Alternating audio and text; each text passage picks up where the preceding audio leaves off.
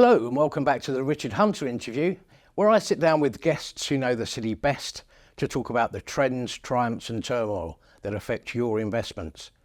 In this episode, I'm delighted to be joined by Keith Harris, a former investment banker and financier with a long and distinguished career as a senior corporate finance and takeover advisor.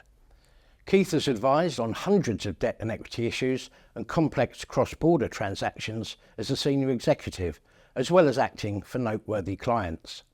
He served as Global Chief Executive of HSBC Investment Bank from 1994 to 1999, when he left HSBC to pursue a number of interests. He became Executive Chairman of Seymour Pierce, where he brought his M&A experience to the bank and made its advisory business the leading strategic financial advisor to top-level professional football teams, advising on dozens of acquisitions including Chelsea, Newcastle, West Ham, Aston Villa, Fulham and Manchester City, among others. So Keith, a very warm welcome to you and thank you for sparing us some of your time. My pleasure. Thank you. Just going back to the beginning, did any of your earlier instincts and experiences lead you to a life within academia and then merchant banking and then into football? Well, had I been more successful as a footballer, those early instincts would have taken me down a different path. It would be fair to say that was the background I grew up with, near neighbours of Manchester United, who I supported from no age, basically. Yep. Soon after the Munich air crash, and it was my love. All the kids, we played football in the street in the winter, cricket in the street in the summer, and then as things developed, other things took a grip, but football was always at the heart of it.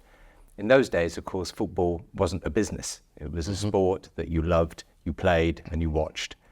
And then those instincts changed a little bit. I found my way to university, first one in the family to do that. The interest I had was in economics, finance. My father was an accountant. I knew I didn't want to be an accountant, that was for sure, but I did love economics. Yep. And I went through university playing football for a short while with a professional team.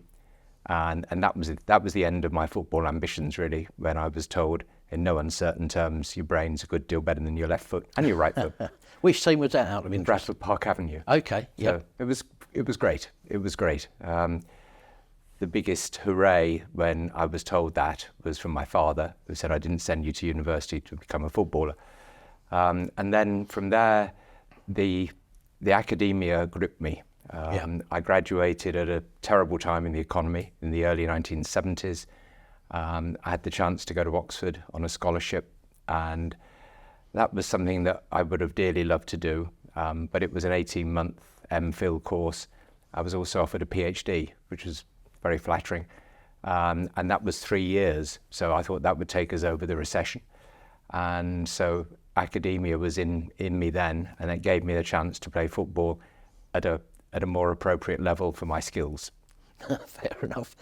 And did you have any idea when you entered the world of merchant banking that it would be so successful for you? And what do you think made it so successful for you? So the PhD subject that I wrote about emanated from my interest in what was microeconomics. There's no point in getting too deep into that, but it wasn't the big economics of the government. It was more corporate economics, and I wrote about markets. And in writing about markets, I was introduced myself to some merchant banks.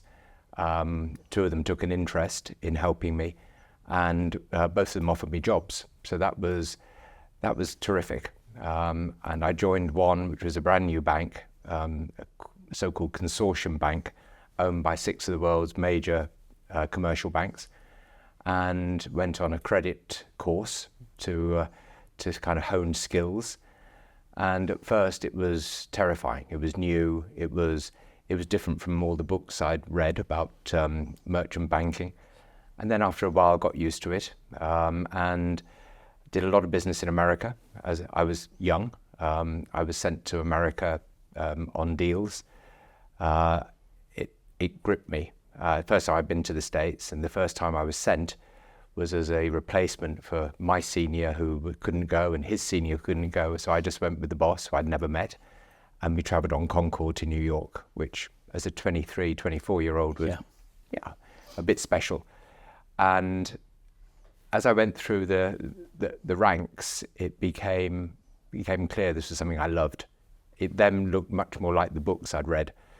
And I was approached by a very established, famous merchant bank called Morgan Grenfell. It's the same Morgan as Morgan Stanley and JP Morgan, except the British Morgan came first.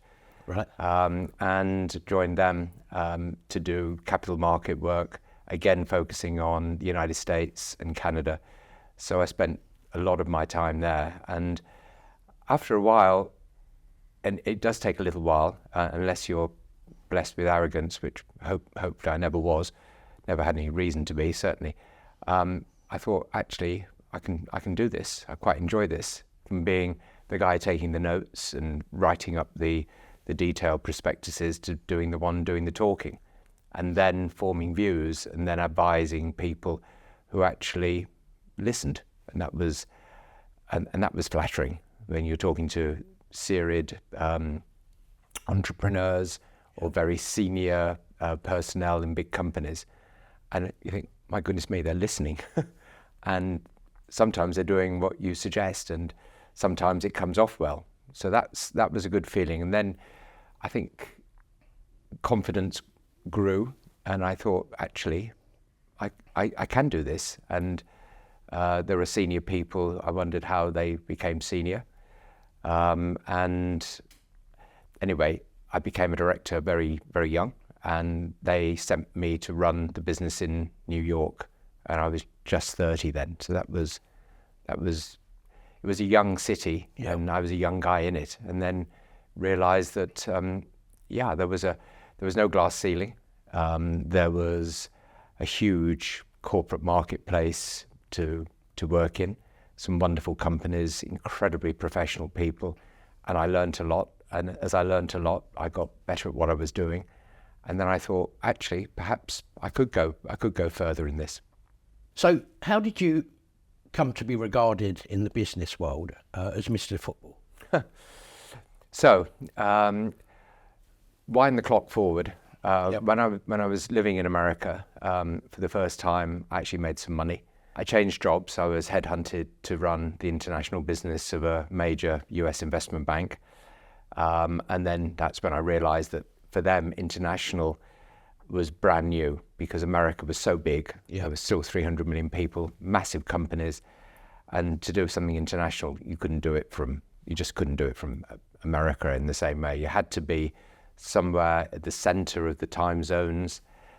Asia at that stage was still pretty new in its progression to becoming a major source of capital. So London was the obvious place. And I came back with some money.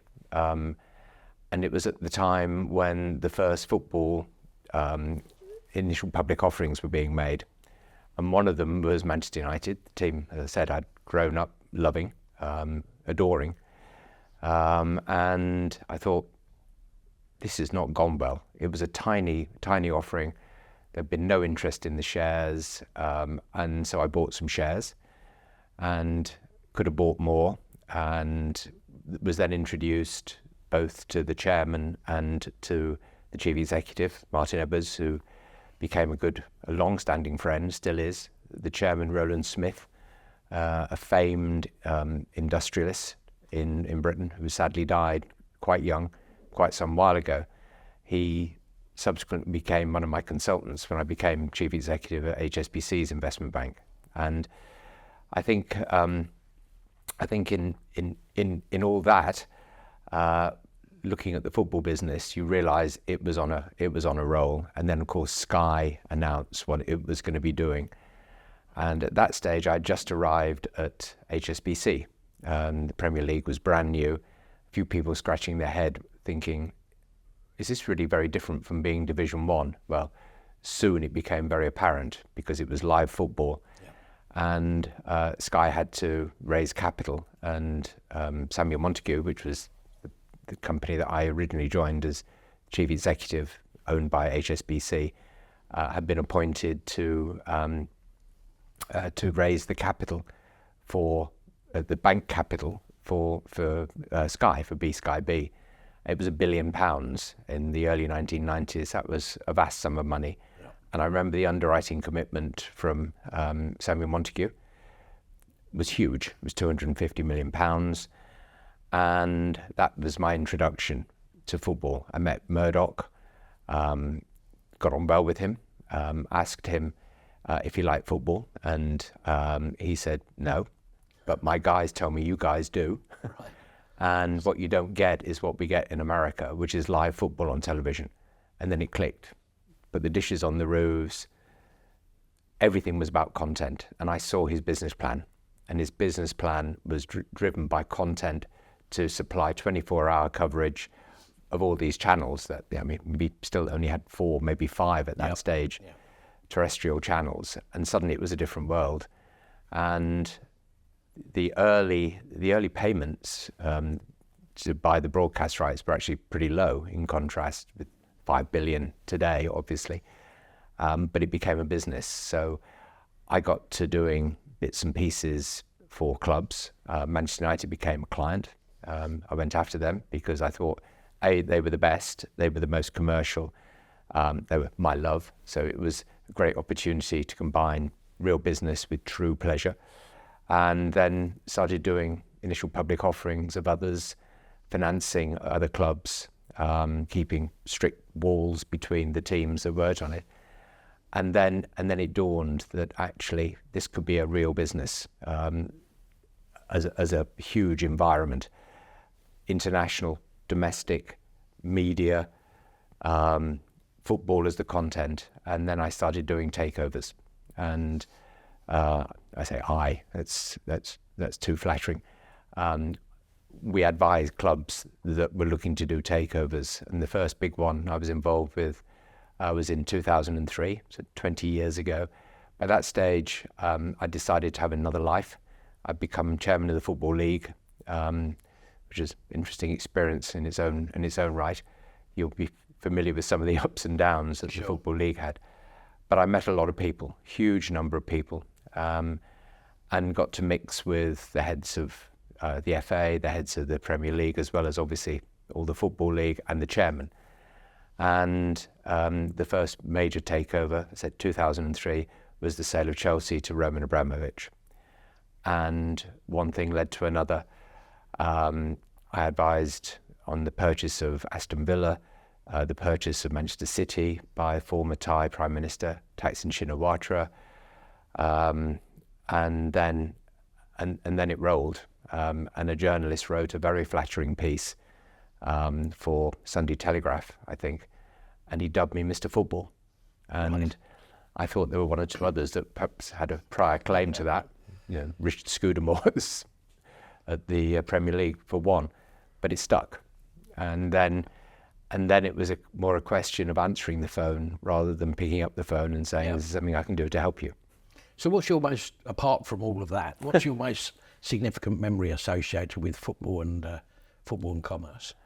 I think probably the takeover of Manchester City for Thaksin Shinawatra, which was a very difficult deal to do. Manchester City, first of all, was a public company, so they were governed by the Takeover Code. They had some major shareholders who could swing the ball one way or the other. The chairman then, John Wardle, had just taken occupation of the former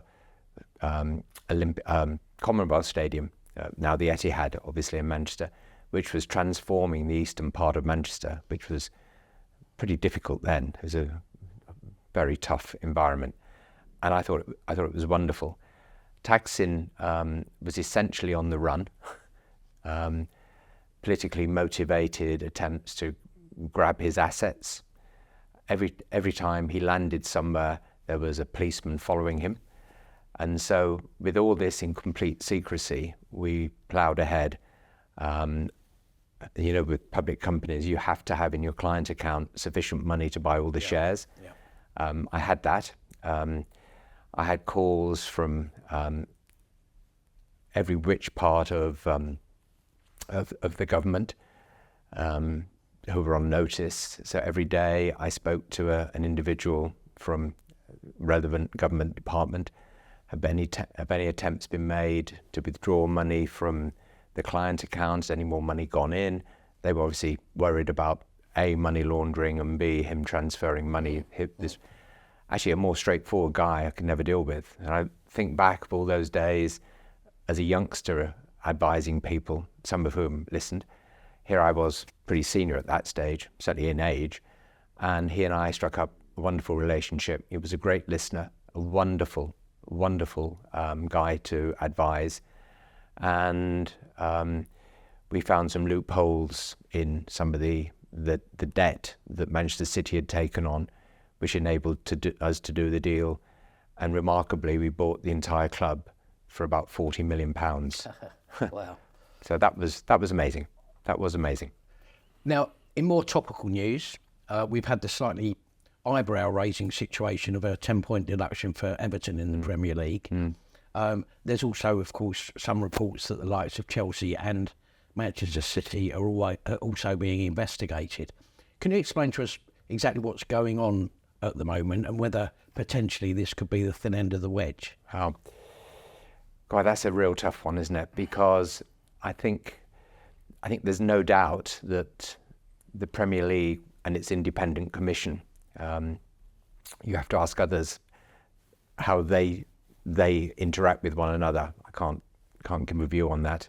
I can give a view, but it will be as much media led as anything else. There was obviously some suspicions that it's not entirely independent, but I think it would be fair to say that in doing a points deduction rather than a fine for whether it's 19 or 24 million pounds that is the swing sum.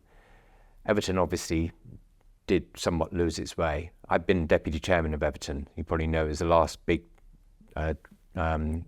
takeover I was involved with, advising Fahad Mashiri and Bill Kenwright as an honest broker between them. And it had every reason to go well, and then it didn't quite go well. Some of the recruitment was bad and everything else. And then, when you play high stakes, the losses can be huge, the gains can be huge, but it's very different. Going to a poker game where it's a £5 ante, you don't need much capital. Going to a poker game where it's £5,000 ante, you need a lot of capital, just as an example. And capital was put in, and clearly it didn't go well. It did not go well. And then at the same time, Fahad was massively ambitious and was intent on building a fabulous stadium, which it is an incredible stadium. And that was one of my responsibilities. It had been when I was on the board of Wembley. My job there was to help raise the money to build the new Wembley Stadium. So that was still reasonably fresh in my mind. So the 19 or 24 million pounds that they, in quotes, misrepresented as being allowable or not allowable, I think came home to roost. And then I think they've been pilloried for it. 10 points is a big points deduction. When I go back to the circumstances that prevailed when West Ham took in Mascherano and Tevez on third-party ownership, that was in the midst of me advising the Icelanders on buying West Ham, and that really blew up. And in that case, of course, there was a relegation. Sheffield United were relegated. It might have been another club, might have been West Ham. Sheffield United were, and they got a financial reward. In this case, a 10-point penalty.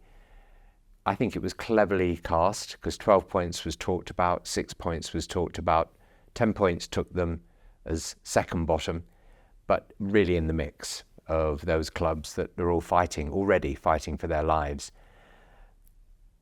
I can only say, I think with decent reason, that this is regarded as something of a strat to catch a very big mackerel. If they have one offence worth 19 or 24 million pounds, Manchester City, by all accounts, has 115 counts against them. Chelsea, it's beginning to come out. Then under the Abramovich era, there were some payments made that weren't authorised or weren't legal. In the case of Manchester City, there are an awful lot of press coverage initiated by, I think, a German journalist, which has had huge currency. And if this is the case, against the background of a regulator being appointed, then you can see that the Premier League is beginning to say, forget corruption in Italy, forget corruption in Spain, tax offences. This is the Premier League. We need to clean our house. And Manchester City, clearly owned by Abu Dhabi. We've already seen Saudi Arabia buy into Newcastle. Huge furore there for a whole host of reasons. They've behaved extremely well, I think, as owners. Abu Dhabi has a big relationship with the British government. It will be fascinating to see, but the groundwork seems to be laid for points to be deducted, and if 10 are being deducted from Everton for that offence, then one wonders what points could be deducted from Manchester City, from Chelsea, and then does the investigation go further and look at other clubs? Absolutely. Well, it's certainly one that's going to have further big repercussions. Sure. Big repercussions. Okay, so finally, Keith, what's happening at the moment? What other interests? What are you up to? So if I go back to one of the original questions you asked, one of the things that really interested me about merchant banking was that, and I feel really sorry for all those people who go to work and every day is a repetition of the day before and a precursor of the day that follows. The one thing that I loved about it was you never knew what you were going to be facing. And I had the privilege of dealing with some fabulous companies. I started financing Comcast when they were a small cable TV company. I raised just over $20 million for them when they were capitalized at $80 million. They're now a $180 billion company. I raised money for Walmart when they were a regional retailer in Arkansas, Texas, and they're now the largest retailer in the world. Comcast bought Sky, didn't they? Yeah, they did. Yes, they did. And obviously have NBC as well, which is probably one of the best broadcasters, I think, of football outside England. So it was that variety. So when I got the chance to do broader things, I became chairman of a gene therapy business in the United States and Britain. And no, I have no scientific background, but there are more scientists, Nobel Prize winners on that board than you could shake a stick at. And it's doing fabulous things to improve people's health, correct blindness in certain cases, dealing with the aftermaths of cancer in certain cases. And it's a privilege to be involved with that. I love it, absolutely adore it. And it's a tough environment. The biotech sector is a very tough one, but this is doing great things and giving the chance to make money for the shareholders at the same time. That's one, and the other one is another need. It started as an interest, but dealing with Comcast led me to get an understanding of communication. And just before COVID hit, I mean, really, when it was just beginning to be worded, I got involved in a business to provide rural broadband services in Britain. And then COVID came, and no one wished COVID on anyone, but it did emphasize the need to be able to work at home, be educated at home, to live in your work environment. Yeah. And I have a home in Scotland, in deep rural Scotland, which I used to love because the phone stopped within about 10 miles of it and didn't start again until you were 10 miles away from it. Then you realized you can't survive like that. Yeah. And I think broadband has become now almost in fact, it's fast becoming a utility. It's not a wannabe. It's now a has to be. And the company I formed has now merged its interests with a major infrastructure company in America, which has merged its interests with probably the major infrastructure financier in the world, Macquarie. And I have a stake in that. And so it's a company called global connectivity, and I work really hard. I'm the chairman of that company. It owns 15% of one part of the business. It's fascinating to me, and I'm a big beneficiary in this tiny village in Scotland. We have fibre. I live in Chelsea. We don't have fibre. We have copper. It's terrible. And so that's my other interest. Challenge, yeah. It's a big challenge. Interesting. Well, it's fascinating to you and it's fascinating to us, Keith, and thank you once again for your valuable time and those extremely valuable insights. Thank you. And thank you for watching. I'll be back soon with another Richard Hunter interview, but in the meantime, you can find more expert investing insight on the Interactive Investor website at ii.co.uk. And you can, of course, find more interviews on the II YouTube channel where you may wish to subscribe. Bye for now.